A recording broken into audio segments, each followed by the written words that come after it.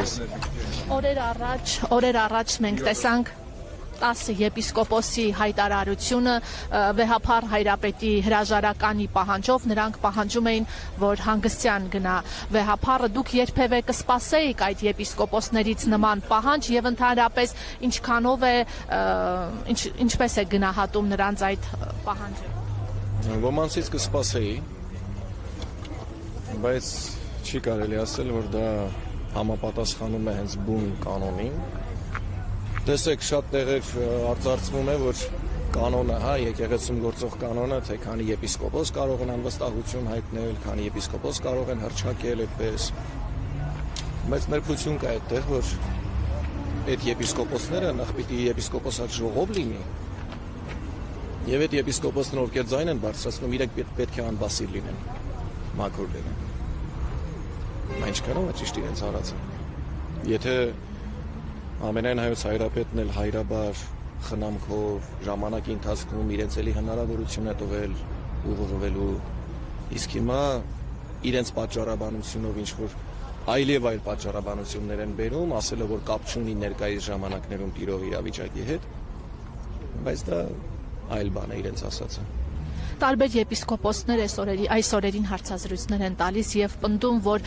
շատ երկար տարիներ շարունակ փորձել են իրենց այսօր բարձրաձայնած հարցերը լուծումներ ստանալ ներեկեղեցական պատերում եւ ուղղակի այլևս հնարավոր չի եղել լուծումը։ Այդպիսի խնդիր եղել է, դուք լսել եք նման տեղեկություններ ունեք, որ ժողովներում բարձրաձայնել են, չեն լսվել նրանց ձայնը։ Ես ի պաշտոնե իրավազու չեմ եղել մասնակցելու նման ժողովներին, որտեղ այնտեղ բարձրաստիճան հոգևորականներն են,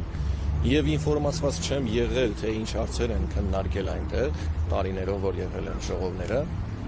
բայց մի բան ես վստահաբար գիտեմ, հոգևորականը, թե խնդիրը երբ որ առաջանում էր, նա ձայն էր բարձրացնում, եւ հիմա այդ հոգևորականը այս պատերի ներսում դատվում է։ Ես տեսել եմ այդ հոգևորականին, որ թողնելով վստահված ձեռքերում, թողնելով իրեն վստահված թեմը, պատերազմի է գնացել։ Ես տենց հոգևորականին վստահում եմ, բարձրաստիճան հոգևորական։ Բայց մնացած հոգևորականները, եթե իրենք օրասական պահին իրենց ճիշտ խոսքը չեն ասում, եւ պարզ մարդկային տրամաբանությամբ խնդիրը առաջացած ժամանակ թողում են, թե ինչ-որ մեկը կլուծի խնդիրը, ու հետո հելնում բարձրաձայնում են, որ գիտեք, տարիներով խնդիրներ կային, բարձրաձայնեիք, լուծեիք, բայց ինչի՞ համար եք դուք բարձրաստիճան հոգևորական։ Բայց այս ամեն ինչը սադրողին էլ մի քիչ ուշադիր լինի, շատ բաների մեջ աթաթախվում։ Բայց օրինակ Արցախի թեմի առաջնորդից կոնկրետ հենց նրանից սպասելի է նման բան, քանի որ Արցախը գործնելուց լրիվ այլ բան էին խոսում, իսկ հիմա գնում են Փաշինյանի հետ հանդիպան։ Եվ ներողություն, բացի այդ վեհափառը նույնիսկ Արցախի կորստից հետո պահեց Արցախի թեմը եւ Արցախի հարցերն էր բարձրաձայնում միջազգային հարթակներում։ Ինձ համար անսպասելի էր նման քայլը Արցախի թեմի առաջնորդի կողմից։ Ես չեմ կարող հստակ ասել, հստակ իմ ինչ-որ մի պատասխան տալ, ամենայն դեպս անձամբ պիտի խոսեմ իր հետ։ Ինչ կհարցնեք առաջին։ Ինչու արեց նման քայլ։ Դա եթերով ասելու բան չի, մեր քննարկումն է լինելու։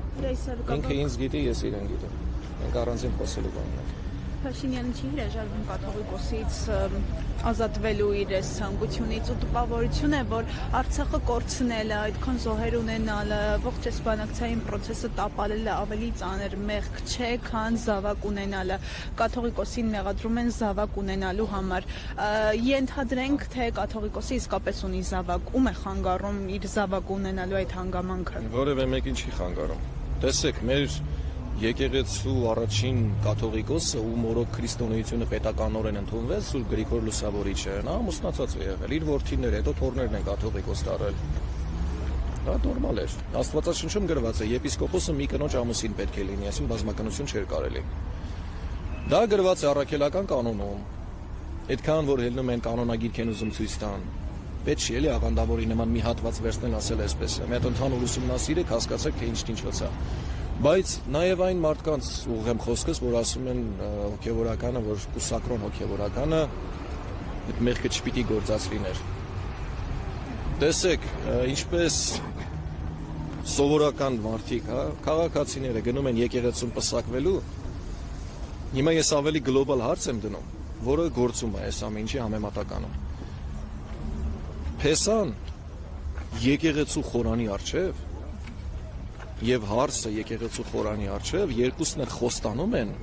Աստծո աներևույթ ներկայությամբ, հրեշտակների, հոգևորականած դասի, ժողովրդի ներկայությամբ խոստանում են, որ մինչ հիմա Տեր եւ պաշտպան պետք է լինեն եւ մինչ հիմա Տեր եւ հնազանդ պետք է լինեն։ Ու ինչքան են խախտում։ Անշուշտ ցավ է, որ խախտում են իրենց խոստում Աստծո առաջ տված։ Հիմա հարց. որևէ մեկը այդ մեղադրողներից գոնե գիտի, եթե կոնկրետ գիտի, որ Պուսակրոնը մեկը ինչ որ ձևով խախտել է իր ուխտը, գոնե գիտի այդ մարդը ոնց է ապաշխարել։ Թողություն ստացել է Աստծուց, չի ստացել, անցել է այդ ապաշխարության ճանապարհը, չի անցել, չէ, որևէ մեկին չի հետաքրքրում։ Իրենք ընդհանրապես հանդիսատեսի նման տեսնում են, որ հա մեկին ուզում են քարկոծեն, եկեք մենք է քարերը վերցնենք։ Զգուշ եղեք, այդ քարերը կարող է թեքվեն ձեր կողմը։ Մի հատ ձևակերպել են հայազգի մեջ տղամարդկությունը արդեն վերացրած, սկսում են բամբասկոտ ինչ-որ բաներով զբաղվել։ Ունեք ինչ-որ բան պնդելու, ով որ մեղադրում է, թող ինքն էլ ապացուցի։ Բան ունեք ասելու, տղամարդավար եկեք դիմաց է կանգնեք, ոչ թե հելեք էս կողմենքով պատի տակերում ինչ-որ բամբասանքներ արեք։ Վայել չի, սա հայկական չի։ Որ ժամանակ մենք կորցրեցինք մեր տղամարդկությունը։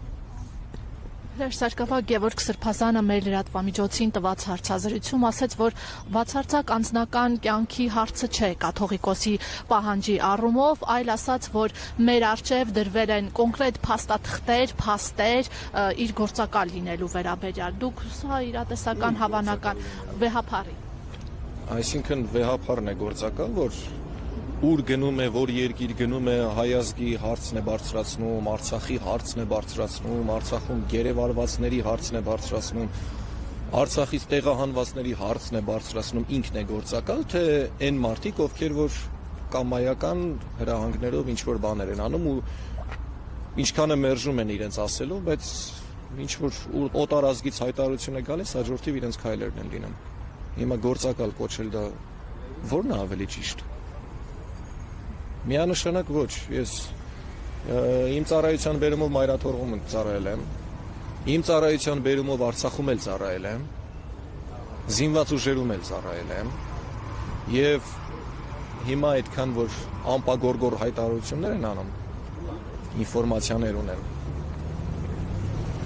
Ես էլ ինֆորմացիաներ ունեմ, թող մի քիչ զգուշ լինեն։ Ամենայն դեպս եկեղեցու վերաբերյալ ես անցած տարի մի անգամ կանչել էին ինձ հարցազրույցի, ես խոսքի ընթացքում ասացի, որևէ մեկը չի արգել է որ փորձեն, թող փորձեն դե եկեղեցու դեմ մի բան անել, բայց լավ չեն մարսելու։ Անշուշտ լավ է, երբ որ եւ պետական ոլորտում եւ եկեղեցում հայազգին հիմա դա պետք է մաքրման գործընթաց սկսի։ Բայց մեկ ընդմիշտ ասեմ, ազգնել գոնե իմանա։ Եկեղեցու հարցերը քննվում են եկեղեցու ներսում։ Պետական հարցերը որևէ մեկը այն fake էջերով որ գրում են, իմ հասցեին էլ որոշ բաներ գրում են, որևէ մեկ ինձ չի ճանաչում։ Ու չունեն այդքան տղամարդկություն գան իմ առջև կանգնեն ասեն։ Եթե հոգևորականը ձայնը բարձրացնում է ազգի համար, կարող է։ Պարզ տրամաբանությամբ, եթե հոգևորականը Հայաստանի Հանրապետության քաղաքացի հանդիսանում, պիտի ընտրություններին մասնակցի, նշանակում է քաղաքացիների պես ինքն էլ ունի չէ իրավունք իր խոսքը բարձրացնելու։ Հոգևորականը ամենալեպս վերջինս 1 տարվա ընթացքում 2 հոգևորականներ բարձրաստիճան եւ երրորդն էլ ավելացավ, որ հիմա կալանքի տակ են։ Ամենալեպս 2 հոգևորականներ բարձրաստիճան իրենք խոսել են երկրի մաքրման մասին, երկրի ազատագրման ճիշտ ճանապարհի մասին, ոչ թե ինչ-որ ավելորդությունների մասին։ Եվ դա քաղաքականության մեջ մտնել չի։ Իսկ պատմության ընթացքում, քանի որ եկեղեցին ստանձնել է այդ դերը, պետականություն չունենալու դեպքում առաջնորդել է ազգին եւ երկրին, հիմա չեմ ուզի դրա մասին խոսել, բայց համենայն դեպս կաթողիկոս այդ տիտղոսը ունի։ Տեր։ Ժողովուրդը որ սխալմա բոլոր հոգևորականներին ասում է Տեր, դա սխալ արտահայտություն է։ Եկեղեցին ունի միայն մեկ Տեր։ դա կաթողիկոսն է, որ երկու իշխանությունների ղեկավարն է, եւ հոգեվոր, եւ աշխարհիկ։ Երկու գլխանի արծիվն էլ վառապացույց դրա։ Հրայր Սերկավակ համացանցում տեսանյութ տարածվեց, որ իշխանությունները վերագրեցին Արշակ Սրբազանին, սակայն հետո պարզվեց, որ տեսագրությունում նա չի եղել։ Սրբազանը եւս իր ասուլիսի ժամանակ նշեց, որ այդ տեսագրությունում ինքը չէ եւ որևէ կապ չունի իր հետ։ Ինչպես կմեկնաբանեք, ինչու էին իշխանությունները նման քայլերի դիմում, ինչից են վախենում։ Դե մեզ երբ որ տարանցքից կալանքի ինչեր էին հայտարարում, ամբողջ ազգի առջև փորձեցին հոգևորականներին եւ նվիրյալ հայորդիներին ցածրացնել։ Էս էին անելու, այն էին անելու։ Քանի նիստ արդեն Բագրատ Սրբազանը ասում է, ովքեր որ այդ արտահայտությունը արել են, որ պիտի գյուլվեն մարդիկ պատերի տակ, պիտի ավտոբուսներ վերեք բառացի այդ օրինակը։ Իրականում ուրիշ բանի մասին աղի խոսակցություն, բայց իրանք ուրիշ ձև են ներկայացրել։ Ինձ կանչում են արդեն։ Շնորհակալություն։